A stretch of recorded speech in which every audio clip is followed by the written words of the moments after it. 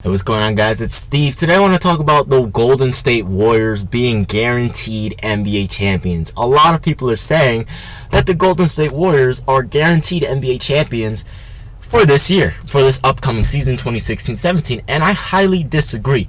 Now, I don't disagree with the fact that they more than likely will have a chance to win an NBA championship together. I just don't see it happening this season, especially in LeBron's prime, especially with Pau Gasol going to the Spurs, and with Carmelo Anthony having a really good team around him for the first time in a long time. But we'll get to that. So let's start off with the Golden State Warriors. Here's the thing. A lot of people are saying the reason the Golden State Warriors won't win is the same reason why Miami didn't win the first year. No, that's not true at all. Miami didn't win the first year because Miami had terrible role players, one, and two, because LeBron James disappeared in the 2011 NBA Finals. He played like garbage. That was the worst Finals performance by any superstar ever, right? And it was by the best player ever. So that's kind of ironic. But at the same time, they had no role players. They couldn't afford them. They had Joel Anthony. A lot of you guys probably don't even remember who Joel Anthony is.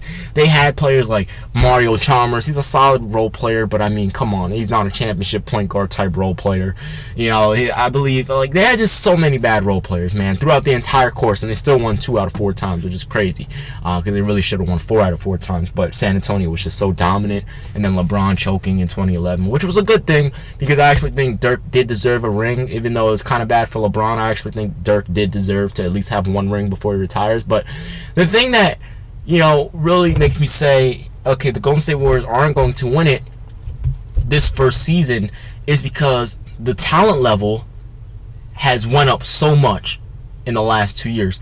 When the Golden State Warriors won it in 2015, I know I've said this before, but hear me out. Kevin Durant was injured, and Russell Westbrook was injured part of that season. So the Oklahoma City Thunder didn't even make the NBA playoffs. 1. 2.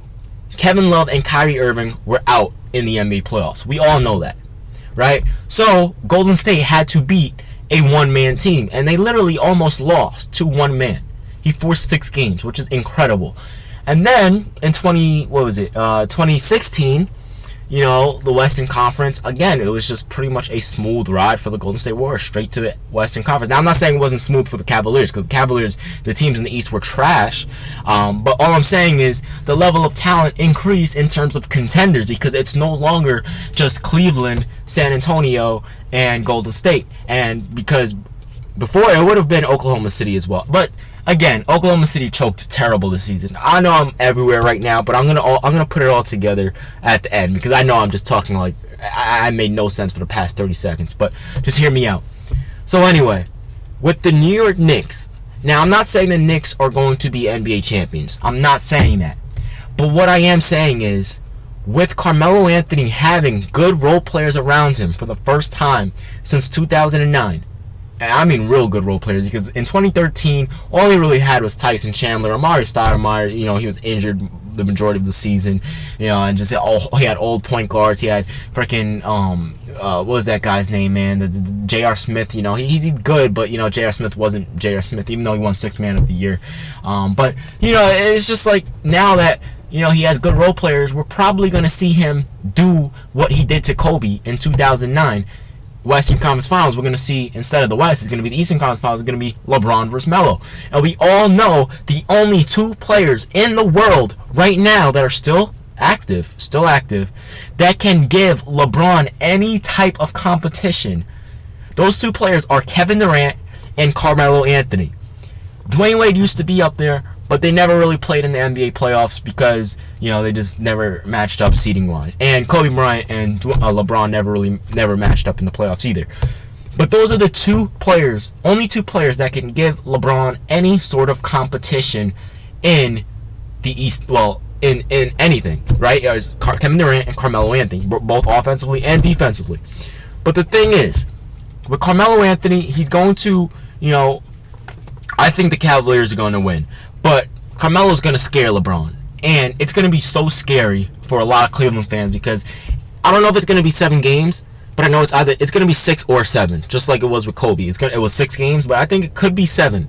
You know, Carmelo Anthony grew a little bit more because in Game 6 of that Western Conference Finals in 2009, Melo actually struggled slightly. Not really, but he shot poorer than his average, you know. And he struggled from the field slightly compared to what he was doing the rest of the series. And Melo's grown up a lot. He's a way better defender. Last season he was one of the best. He was actually a better perimeter defender than Kawhi Leonard, than freaking LeBron James and Kevin Durant. People don't believe me, but the stats are there, man. I'll leave a link in the description below. But anyway, so the Golden State Warriors, let's say they face the San Antonio Spurs in the Western Conference Finals. It's not just San Antonio, though. Like, the Clippers are going to be healthy.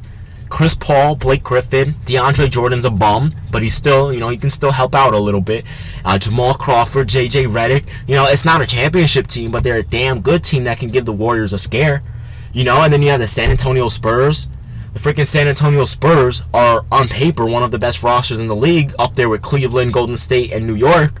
And then you have freaking Portland. Portland's nothing to take lightly either, with Damian Lillard, entering his prime real soon and doing what he did last season, and then CJ McCollum developing into the player that he developed in, the 20-5 guy.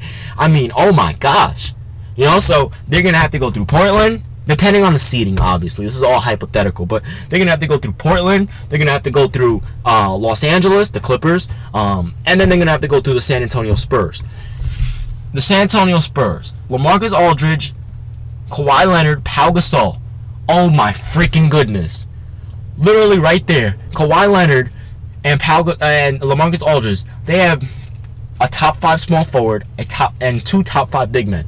Well, top 10 really, because Pau Gasol's not really top 5 anymore in my opinion. He used to be, but not anymore. But they have 2 top 10 big men, one that's in the top 5 in my opinion, and then they also have freaking Kawhi Leonard, who's one of the best players in the world, not just one of the best small forwards, but one of the best players in the world.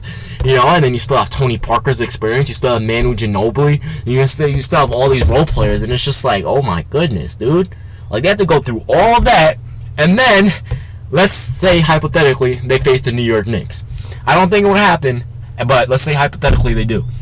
They're going to have to... Who's going to lock down Melo? Kevin Durant can't do it. Kevin Durant is too weak to do it. I know KD knocked him out. Everyone wants to make that joke. KD knocked him out. Yeah. But let's be real for a second. Okay? Melo is too strong. Okay? But KD's also going to give Melo work as well. They're going to go at it. It's going to be epic, right? It would be epic.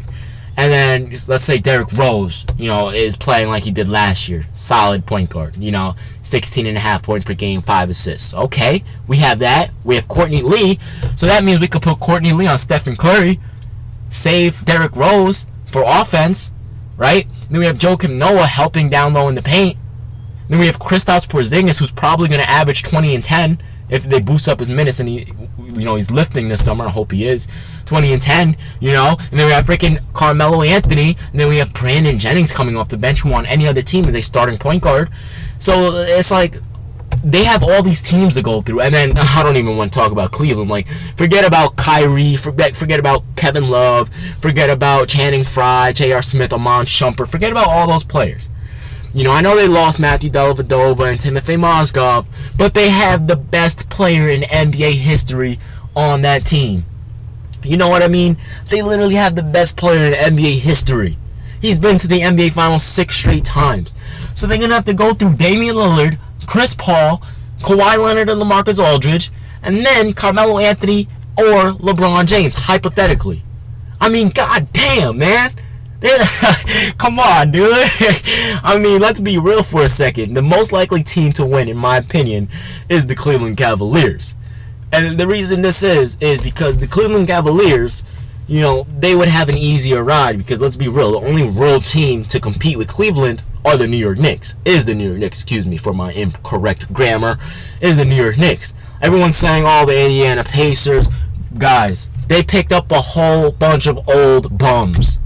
Well, who they picked? Like, come on. And then the Atlanta Hawks, come on, let's be real, man. The Boston Celtics, I mean, these teams have been around for a while. They scared LeBron a little bit, but come on, there's no competition for LeBron. Only competition is Carmelo right now in the East. And I don't even think Melo could beat LeBron, but all I'm saying is, if someone is going to do it, it's going to be Carmelo Anthony. It's not going to be Paul George. Paul George is great, but he's not to that level just yet. You know what I mean? So We'll see what happens, but at the end of the day, I'm going with Cleveland. Anyway, I'm going to have a prediction video for you guys coming really soon for my 2016-2017 NBA season prediction. Really appreciate all you guys' support. I'm out of here. Peace.